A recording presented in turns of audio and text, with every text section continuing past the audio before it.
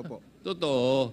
Paano nangyari yon? Kaya dalawang search warrant dahil kay Mayor Espinosa for violation of the Comprehensive Firearms Law. Ang kay Mr. Yap for violation of Republic Act 9165. O, tama po yun, sir. Ay, mas marunong pa ako sa iyo. Ikaw nag-conduct doon at mali yung ginawa nyo. Tell me. Tell me, alin ang tama doon sa ginawa nyo? Nag-apply kayo ng search warrant, tapos grinantan. But did you follow the protocol para pag-apply ng search warrant? I believe so, Major Laraga, sir, follow the procedure. Gerald Torre, will you please bear me if I'm right? Kayo nakatanggap ng informasyon galing kay Mr. Olendan ba yun? Diba? Mr. Olendan, yung inyong deponent, di ba? Oh. Tama. Ikaw nagsabi rin kanina eh. Narinig ko rin sa iyo kanina. Kung nakikita mo man lang akong nagbabasa, nakikinig ako sa sinasabi mo. Di ba? According to official records, yung witness mo po ninyo, the opponent is a certain Mr. Olendan. Would that be correct?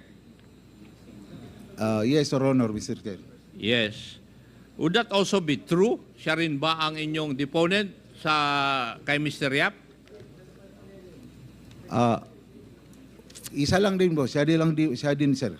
Now, General Torre, if you're given information, for example, si Mr. Yap ay may possession of illegal drugs sa loob ng detention center at saka yung isang mayor doon na nakakulong ay mayroong 45, nagbigay ng information yung isang tao, what is the first thing that you should do?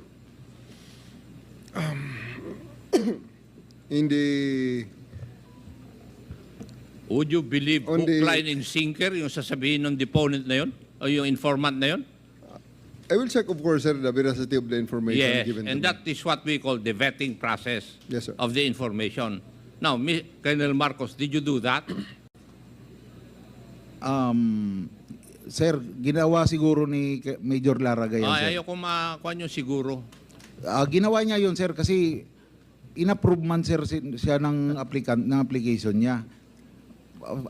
As I said, sir, kahit nandito naman po si Director, ang mga provincial officer natin, sir, is may independence po sila sa pag-apply ng search warrant.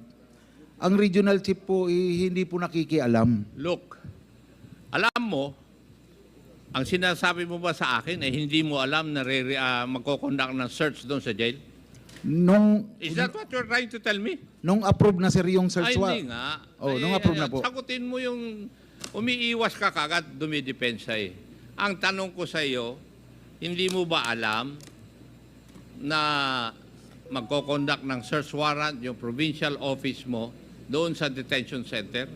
Alam ko po, sir. And Kasi then, ano po dapat ang ginawa ninyo bilang regional head? Binerify- Hindi ba ang responsibilidad mo ay titignan mo that everything is in order or in accordance with law? binerify ko yan, sir. So, binerify mo and everything was in accordance with law. Tingin mo. Ni-repair din po yata yun sa legal, ni-repair din po sa legal ng CIDG yun, sir. Kasi before the implementation, sir, mag-clearance po ako kay Director CIDG. At the same time, sir, ipapa-verify din yung Intel report based doon sa information ng implementation ng search warrant ng Intel Division ng CIDG. Sagot mo na lang yan nung narinig mo yun na kailangan i-vet. Eh. Yun po yung... Afterthought na lang yung sagot mo, Colonel Marcos. But in all probability, hindi nyo ginawa yun. Kasi doon pa lang sa tanong ni Honorable Paduano, yung deponent ninyo, hindi ka panipaniwala. As a matter of fact, sinabi nga na-debunk yung claim na yun eh, nung inyong witness. He was not a credible deponent according to the records. Colonel Marcos. Di ba? But anyway, DOJ, is the DOJ present?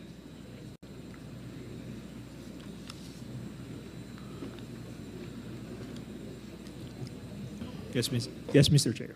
Ako, kanina, sinasabi ni Colonel Marcos, pinagyayabang na niya, na na-filean siya ng kaso, na-quit siya. Tama? That is what I heard. That is what you heard. Yes, Okay. Mr. Chair. Yun ang sinabi niya, di ba?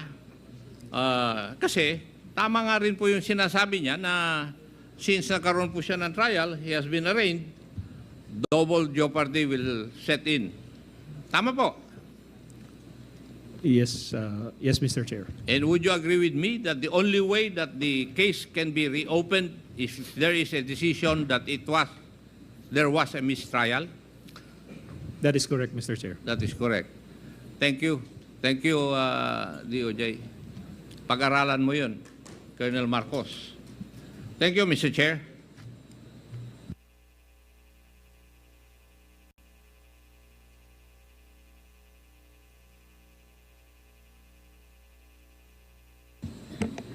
Since our lead chairman leave for a while, so I'll be continuing the questions, no? Okay. I'd like to refer to the CHR. If you indeed conducted an investigation on the killing of Mayor Espinosa, Honorable Chair, magandang hapon po. Yes, Your Honor, based on the records of the Commission, there was a human rights violation case with regards the death of Mayor Espinosa in 2016, Your Honor. can you tell us about that just in full detail on the human rights violation? Ibig yes. sabihin, hindi sinunod ng pulis ang kanyang constitutional right. Am I right? Your Honor, based on the resolution issued by the Commission on Bank Fifth in 2016, yes, I can confirm on the records that the finding of the Commission is that there was a human rights violation committed against by the deceased Mayor Espinosa, Your Honor. What was your finding? Your Honor, if you will allow me, I have a soft copy of the resolution in 2016, dated. This resolution, it was resolved and the resolution was issued, dated. It's quite there. My apologies, Your Honor. It's 53 pages. That's okay. 2nd of August 2018. So it was the case was filed and docketed in 2016 and resolved in 2018. Can you just submit that to us, please? Yes, Your Honor. We can submit the finding the resolution of the Commission and Bank, Your Honor. All right. I now would like to talk to Mr. Espinosa. Colonel Marcos, nag-peace sign na peace na ba kayong dalawa? Wala man ako hinanakit kay Kerwin, sir. Peace man kami. Yung sa akin lang, sir, magsabi lang ako kung ano yung tama at saka yung totoo, sir. Okay. Ganito, no? Bago ang ibang katanungan, I'd like to ask Mr. Espinosa, nung ikaw ay sinundo ni Director General Bato de la Rosa, sakay ng kanyang Land Cruiser, di ba? Yes po, Mr. Sabi Chair. mo, sabi mo sa amin dito na ikaw ay nasa likod at napapagitnaan ka ng 2 pulis. Tama ba? Yes po, Mr. Chair. At pagkatapos niyan, ay nag-usap kayong dalawa, ang 2 pulis ay pinalabas Nasa loob ka ng kotse, correct?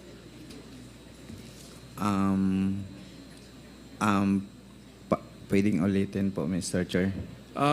Ang banggit mo ay kinausap ka ni General Bato doon sa loob ng kotse ba?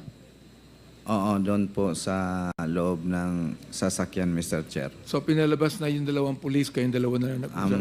Hindi po. While nag-moving kami, nagsasalita siya. Po, Nagsasalita siya. Opo, Mr. Chair. So andun pa yung dalawang pulis? Andon po. Nabanggit mo rin na yung nanay mo nandun? Yung nanay na nandoon, doon po yun sa EIDG na opisina po. Kung Okay. saan ako naka-detain. So inulit ba ni General Bato ang utos niya sa'yo? Opo, Mr. Chair. So ibig sabihin, ang unang utos niya ay ginawa niya nung nasa kotse kayo. Opo, Mr. Chair. Pangalawa, inulit niya to doon nung kayo nakadetain na. Opo, Mr. Chair. Narinig lahat ito ng Mami Mami ko mo. at kapatid ko. sinong mami tinutukoy mo? Yung mami ko po ay si Salipa E. Espinosa at yung kapatid ko na si Mariel E. Espinosa. O inimbitahan po namin dito yan para mag-testify kung tama po yung kung makorroborate po yung inyong sinabi na po. Opo, Mr. Chair, pero may hilingin sana ako kasi may nangyari kasi sa nung kami ay papunta dito, may nangyari sa airport. Nihangyo rako sa ako ang parente nga ubani ko ninyo sa kay na ko imbitasyon sa Congress. Gidana ko sila nya kanang mga tawhana puro na ay pusil. So pag abot na mo sa airport pagdating namin sa airport hinarang po kami yung mga kasama ko. Yung baril nila kumpleto po yun ang papel. May PTC, may LTAP, at may permit to carry. At sinabi ng airport police na rebook na daw yung mga baril nila. So, nagkaroon ako ng kaba kung bakit timing. Ilan yung kasama mo? 8 po. 8 kasama yung mami mo at kapatid mo. Hindi. Yung itong pagpunta ko ngayon dito ba, Mr. Okay, Chair? okay. Ang sabi niya, Chairman Abante, is that nung papunta siya rito to appear before the Quad, may kasama siyang mga kamag-anak niya na lahat ay merong LTAP, no, yung license to own and possess yung firearms, at saka permit to carry. Pero may nangyari raw dun sa airport na kung saan sila nag-take off. No? Ang sinabi yata ay na-revoke yung kanilang LTAP, no? Yung LTAP Opo, ng mga armas. Pag-imbitahan po sila, yung mama at kapatid ko, hilingin ko po sa Quadcom ang seguridad at security ng ang pamilya ko po. Mr. Chair, we can promise that, correct? Yes, we can promise that. At maghiling na rin ako sa inyo kasi nasabi ko na sa Mr. Chair, pwede matanong sa PNP kung bakit nangyari na ganun na biglang hinold yung mga baril ng mga kasama ko na kompleto naman sa dokumento. At humihingi ako sa inyo ng protection sa aking pag-uwi. Pagkatapos nitong hearing na to, sa aking pag-uwi, ng seguridad na makarating ako na buhay sa bahay po namin. Mr. Chair, we can provide that, correct? Yes, we are making arrangements right now as requested by the lawyers of Mr. Espinosa. Bigyan na ka namin ng feedback maya-maya pag Salamat natapos po, itong hearing. Mr. Chair. Okay, so pagkatapos niyan, you could be able to bring with you your mommy and kapatid, no? Yes po. Alright. Yung sinabi sa iyo ni General Bato de la Rosa, na sinabi na aminin mo na ikaw ay drug lord, correct? Yes po. Pero hindi ka drug lord. Hindi ako po drug lord. Naging addict lang ako. Okay, ibig sabihin, ikaw ay user, hindi ka User. drug lord. Opo. Tama po. Gusto kong tanungin Mr. Chair. ang PIDEA, no? Yung pong PIDEA, nakalagay pa ba siya sa listahan na siya ay drug lord? O tinanggal nyo na? He is still listed, Mr. Chairman, Your Honor. So, naniniwala kayo na drug lord siya? Can I just be clarified? Go Can I ahead, just make go a ahead. clarification, Sige. Your Honor? Yes. Sige. What I was trying to explain, Your Honor, was that, of course, we know now that there were and there are 3 lists. The first list, the second list, and the third list. In the first list, the names of the father and son are already listed as drug lords. This list, this first list was not validated yet when it was first presented. However, after the August 2020 listing, sorry, can I just confirm my intel? Yes, sir. After the August 2020 listing, which is now the third list, that list was later on starting to be validated. Kasi po may process, Your Honor. And, Was it amended? No. the Only names- validated. No, when it is when it is validated or when it is being analyzed, Your Honor, that list, there are 3 recommendations. 1, once a name is delisted. 2, the name is placed on suspense file. And 3, it is going to be retained. The names of the Espinosas remained in that list, although later on, the father was now negated. Neutralized. No. Neutralized. Negated, I'm sorry, I Okay. don't have to use the word neutralized. So it means that Mr. Kerwin is still active in your list. Yes, Mr. Chairman. Is he being investigated?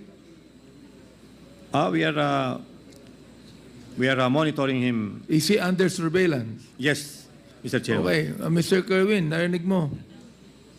Yes po. So anong Mr. Chair. gagawin mo ron para ma-clear yung pangalan mo sa list? Iano ko po, mag-request ako sa ating kapulisan at sa PDEA, maglagay sila ng, kung pwede, maglagay sila ng detachment doon sa gilid ng bahay ko. At ako ang mag-provide ng pagkain po para totally ma-monitor nila talaga ako. Oh, Kung hindi lang talagang yun. may Can you not ask your lawyers to do something about that so that your name will be delisted from the PIDEA list? Because he's still there. And as long as your name is still there, you will be monitored and surveilled upon and later on be investigated. Hindi lang po yun, Mr. Chair. Pati yung buhay ko, namimiligro pa rin. Okay, let me ask the lawyer, attorney. Tama ba yung nabanggit ko? What can you do something about that to delist his name kung talagang hindi na siya drug lord? Kaya sinasabi niya hindi na siya drug lord eh. So what should he do for his name to be delisted from PIDEA because he's still active? Good afternoon po, Mr. Chair. Ang alam ko po dyan, just like the ordinary drug watch, or drug list ng ordinary PNP, watch list, or listing ng PIDEA or NBI, that is internal policy po nila yun eh. Memo nila yun according to Intel report.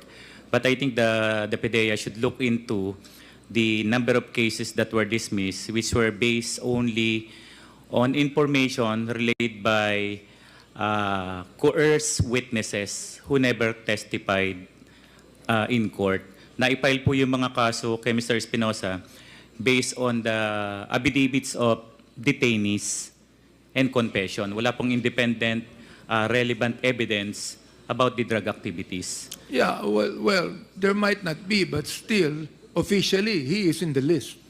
I would not know Are- if there are- is such thing, Mr. Are you Chair. not going to do something about it for him to be delisted? We will try. If indeed, hindi ka na drug lord. Am I right? Hindi ka talaga drug lord. User ka lang. Opo, At hindi Mr. ka na Chair. gumagamit ngayon, correct? Hindi na po. For how many years now? 22 years na po na hindi na ako gumagamit ng droga po. Napansin ko, meron kang tato. No. Ah. Ano ba yun? Meron po akong tato. Tattoo mo dito lang o buong katawan? Hindi po, dito lang sa braso ko Kailan po. ka at sa nagkaroon likod. yan? Nung nakulong ako last 2008. Nung nakulong ka, user ka pa. User po ako doon. Pero talagang Mr. Chair. sinasayang mo ngayon, dito sa committee ito, na hindi ka drug lord. Yun ang Hindi. gusto ko malaman. Hindi po ako drug lord. Gusto kong tanungin si Colonel Marcos. Naniniwala ka ba sinabi ni Mr. Kerwin na hindi siya drug lord? Kailanman hindi siya naging drug lord? At hindi siya drug lord ngayon?